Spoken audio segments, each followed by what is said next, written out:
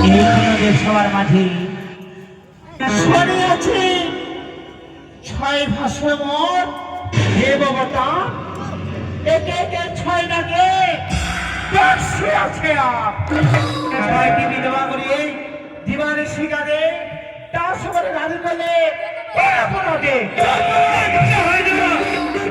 ওই শ্বশুর করিল বাগানের মা টাকাটি নষ্ট করলে কিসের কারণ শ্বশুরের মহাজ্ঞান আনিয়াছ হরি ছয়টাকে বেঁধেছে অসাধন করি হইল রাক্ষসী চললে কাঙ্কা দিয়ে উনি পাঠাইব দেশে বিবাদী রবিজতে হাতে হাতে ডাকিনি মোর শ্বশুর গান করিল মোর শ্বশুর করিল বাঁকা নির্মাণ তাহাকে নষ্ট করলেন বিশ্বের মানব শ্বশুরের মহাজ্ঞান আনিয়া হরি ছয়টাকে বেঁধে অবশেষে কাল রাত্রে বলে হরি লজ্জা হয় না ধামনা ভাতারি ভক্তের মানব হয়ে দেবতাকে করে অপমান এই দেব সবাইকে আমায় অপমান করার জন্য ডাকা হয়েছে এক ভক্তের মানব সেই দেবতাকে করে অপমান যেমন তোমার অভিযোগ নেই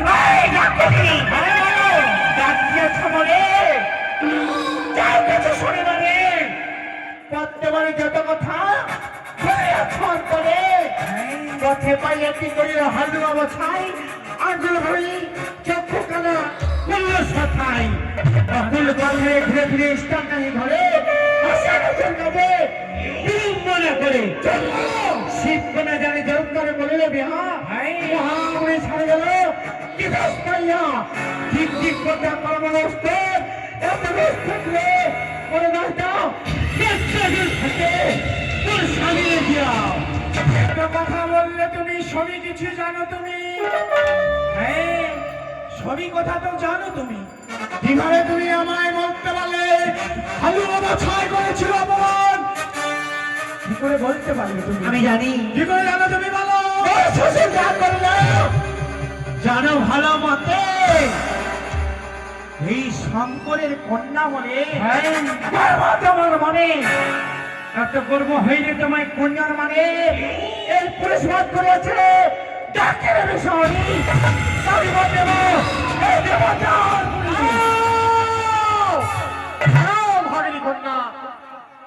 এই পূর্ণদেব সবাই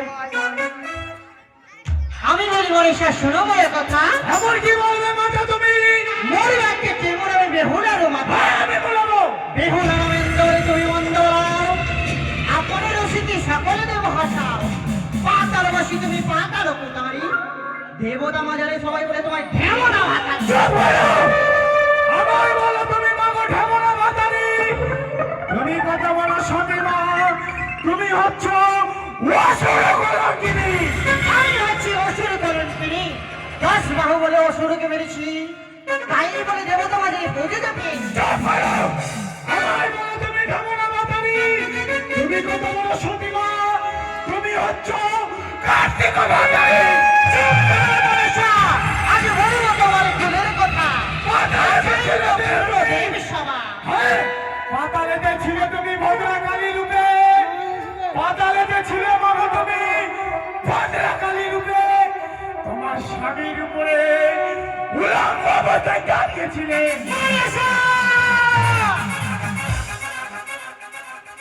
এই মনসভা কেমন সতী তারি হলো কি বাগতি গতি ওহরে ওহমরি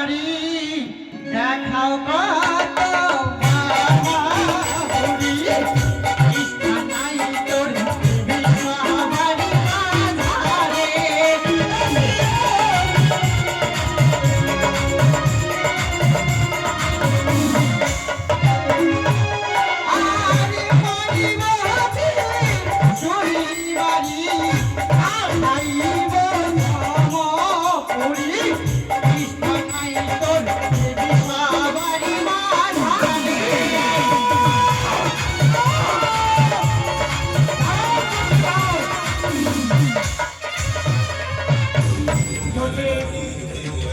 তুমি এইভাবে এই পূর্ণদেব সভায় ঝগড়া করলে হবে না। একমাত্র পূর্ণদেব সভায় আয়োজন করেছি আমার মেয়ের নিকটে দাবি জানিয়েছে। কেন স্বামী আজ তোমায় উচিত বিচার করে দিতে হবে, তার চেয়ে খারাপ আমার কে দেখে হবে না। আজ যদি তুমি উচিত বিচার না করে দাও তবে আমি এই মনসাকে জীবিত ছাড়বো না। দাঁড়াও, পিতা তুমি সরে যাও। আজ তোমার তো সে মেয়ে, আমি তো তোমার ছেলে। আজ মেয়ে হয়ে মায়ের সামনে বলে নাকি তুমি শুনেছো পিতা, শুনেছো? আমি শুনেছি অপমানি করেছে মনসা। সরে যাও পিতা, এসো মনসা, এসো। খাতা জোরানি করিয়েছ, পদে খাওয়া আছে। এই সোনার স্বামীকে না জিয়াইলে তুমি না যাইবে দেশে। রাজা হরিশ্চন্দ্র ছিল অঙ্গনে ঘোষণ, পুত্র দান দিয়ে পূজে নরনারায়ণ। যেমন এই কন্যা অসীম সাহসে আসিয়াছেন আমাদের এই বিচারে। ও স্বামী দান দিয়া তুষ্ট করতা হরে আনন্দিত হইয়া যাক শ্রী চম্পকে নগরে। সরে যাও পিতা, এত বড় অপমান। দাঁড়াও দাঁড়াও দাঁড়াও কার্তিক, তোমরা মা ছেলে এইভাবে যদি পূর্ণদেব সবাই গন্ডগোল করো বা ঝগড়া করো তাহলে তো আমাদেরকে কেউ দেবতা বলবে না। আমরা বিচার আয়োজন করেছি, বিচার প্রাপ্ত হয়েছি। মামা তোমরা দেখো ব্যবসায়ী নারদ। হ্যাঁ মামা, আমার মেয়ে হতে গেলে তার তো আমি ক্ষমা দেবো না, তার চরম বিচার করবো। বেশ, তাহলে বর্ষ সকলে বসো, নিজ নিজ স্থানে বসো। তবে ব্যবসায়ী নারদ, আমি পদ্মার সঙ্গে ঝগড়া করতে চাই না মামা। আচ্ছা বলো। আমি কিঞ্চিত মাত্র দুটি কথা বলতে চাই। বলো না রদা। শোনো পদ্মা, কন্যা আসিয়াছে চাহিবারে দান। হ্যাঁ, দান না দাও তুমি কৃপণ কেমন? পাবার আশায় যদি আকিঞ্চন আসে, তার আশা না পুরালে মহাপাপ স্পর্শে। নারদা বুঝেছ? নারায়ণ নারায়ণ নারায়ণ। ব্যবসায়ী নারদ, মামা এক কথাই বলেছি, যাক যখন এই অভাগিনী কন্যা আমার মেয়েকে দোষী করিয়েছে, আমরা এইভাবে শুধুমাত্র ঝগড়া করছি, কিন্তু বলি অভাগিনী কন্যা তোমার কাছে মমনাকে যে দংশন করেছে ওই কন্যার কাছে তার প্রমাণ কি রয়েছে? আমি প্রমাণ দেখতে চাই। বেশ মা বেশ, আমি সেই কথাই বলি মা। বলি অভাগিনী কন্যা, এই পূর্ণদেব সবাই এসে আমার মেয়ের পদ্মাকে তুমি দোষী করেছ, তবে আমরা তো এইভাবে মানবো না যে আমার মেয়ে দোষী হোক। তোমার কাছে দোষী কি প্রমাণ আছে? প্রভু, এই পূর্ণদেব সবাই, হ্যাঁ আমি বিনা প্রমাণে আসি নাই দেবী। এমন কি প্রমাণ রয়েছে তোমার কাছে? অনেক রয়েছে। কত প্রমাণ দেব বলো? এমন কি প্রমাণ রয়েছে? আমি শুধু 3খানা প্রমাণ দেব। বেশ। বাসর ঘরে যে সময় আমি নেতৃত্ব যাই, আমি আমার স্বামীর সঙ্গে ছিলাম, স্বামীর চরণ সেবা করছিলাম। আমার সময় ওই কাল সাপিনী মনসা দেবী নিজের মহান জ্ঞান মন্ত্র দিয়ে ওই ব্রহ্মা দেবীকে নিবৃত্ত করে। এমন কথা জানি ওই ব্রহ্মদেব। কোথায় ব্রহ্মদেব?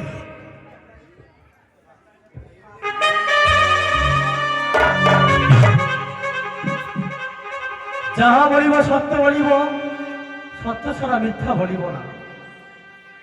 সেই বাসুর ঘরে ব্রহ্মদেবী যখন চলে স্বয়ং আমি ছিলাম। হয় বিভিন্ন সেই নৃত্য আনন্দ করতে করতে সেই বাসুর ঘরে, আর কোথা থেকে কাল লাগিয়ে সেই দর্শন করি সেই সাঁওতালি পর্বতে। অনেকই সময় দেখতে পাই বাসুর ঘরে অন্ধকার ব্রহ্মদেব নিভিয়ে যায়। আমি এই পর্যন্ত জানি প্রভু। মানি না, মানি না, মানি না। এই সাক্ষী আমি মানি না। এই সাক্ষীদের প্রমাণ হয় না। মমনাকে তোমার স্বামীকে দংশন করেছে।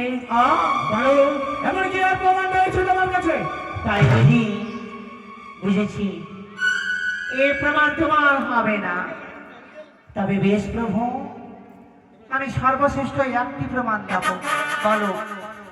যে নাগে ওই বাসার ঘরে আমার স্বামীকে দংশন করে যখন চলে যায়, আমি দেখতে পেয়ে সুবর্ণ কাদের মেয়ে আমার পুত্র রেখেছি আমার কাছে। বেশ, কষ্ট করে নাগকে স্মরণ করবো, নাগের বাজারে প্রবেশ করে খুঁজে নেবে কোন নাগে তোমার স্বামীকে দংশন করেছে। তাই হবে দেবী। বেশ, তাই হবে। তোমার যত নাম রয়েছে, শুধু তোমার নাম, যত বিশাল করে দেবের নাম রয়েছে, সকল নামকে স্মরণ করো। আমার অষ্টকরী নামকে স্মরণ করব। তুমি নাগের বাজারে প্রবেশ করে খুঁজে নেবে কোন নাগে তোমার স্বামীকে দর্শন করেছে। তাই হবে। তবে এই মুহূর্তে নাগ স্মরণ করা হোক।